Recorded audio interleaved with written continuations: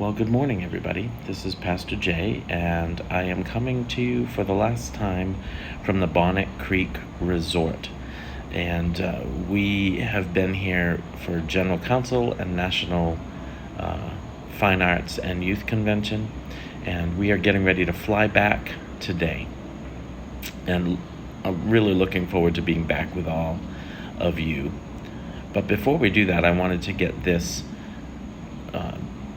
Digging Deeper devotional done, and this is one of the last devotional thoughts from our study called Living the Dream. We're in Living the Dream Part 18, and we are speaking from Ephesians chapter 6 regarding our congregational sentence for 2025 and 2026. And our congregational sentence, which is a goal statement set by our congregation, says this: awakened by God's love and empowered by that love, we will transform our communities.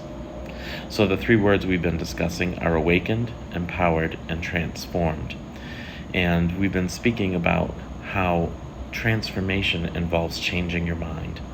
And from Ephesians chapter 6, that involves putting on the full armor of God. So today we are at that part of Ephesians chapter 6 which says, in addition to all of these things, this is Ephesians 6:16, in addition to all of these things, hold up the shield of faith to stop the fiery arrows of the devil. And so we are learning that if we are going to stop the attacks of the devil, we must lift up the shield of faith. So what is that? And how does that change our mind? Well, let's just look at a few. I want to dig into a few of the scriptures and a few of the quotes that I used on Sunday. Martin Luther King Jr. said, faith is taking the first step even when you don't see the whole staircase. The enemy often attacks us with fear because of what we don't know. So the devil comes at us and tries to give us anxiety or fear to get us to back down from fulfilling God's mission in our communities by blocking from us what we don't know. But Hebrews chapter 11 says that faith is the substance of things hoped for. That word hope is so powerful because it's not a wish. It's not a desire. It's a knowledge. Something you hope for is a fact established in the future. It's something that is going to be true in the future without fail, right? For instance, I know that Christmas will come on December 25th this year. That's not a wish. I'm not sitting here saying, I hope Christmas happens on December 25th. Christmas is going to happen on December 25th. And that's a hope. It's a knowledge of the future that is fixed and certain. In the same way, I may not have the date of it, but I know Jesus is coming back. I hope for that. It hasn't happened yet, but I know that I know that I know that I know that Jesus is coming back to judge the quick and the dead. That's a future certainty that's fixed. So that's what a hope is. And so faith is the substance of things hoped for. It's the evidence of things not seen.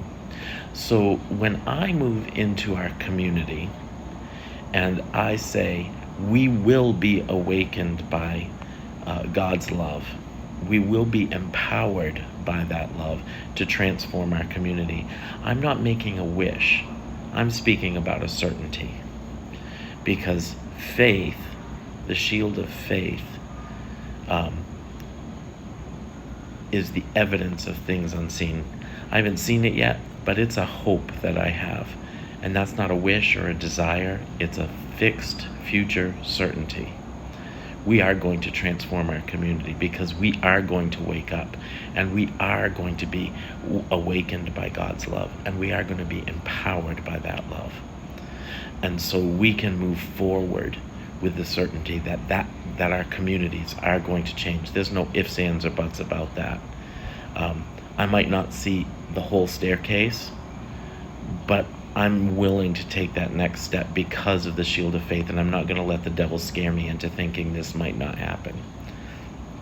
Secondly, the devil often attacks us by trying to steal our confidence. But Martin Luther says faith is a living, daring confidence in God's grace, so sure and certain that a man could stake his life on it a thousand times. The enemy, failing to make us anxious about our hope, tries to steal our confidence. You can't do it. You're not strong enough. You're too sinful. He tries to knock us down with fear of our ability to overcome. 1 Corinthians 16:13 says, for that, the remedy for that is lifting up the shield of faith. And how do you do that? By staying awake, by guarding your heart. The enemy is going to try and steal your confidence by tempting you into sin and getting you to fall, because if he can't scare you off of it, he's going to try to tempt you out of it. And so we need to stay awake and stand firm in our faith. We need to guard what the Lord has put in our hearts by faith. We need to be very brave and very strong and move forward into what God has for us, and not shrink back because of some temptation that the enemy is bringing into our lives. Okay, that's how you lift up the shield of faith. When you do that, you begin to change your mind and you begin to change the world around you. Lift up the shield of faith and shut down the devil. Until we meet again, be blessed and be at peace.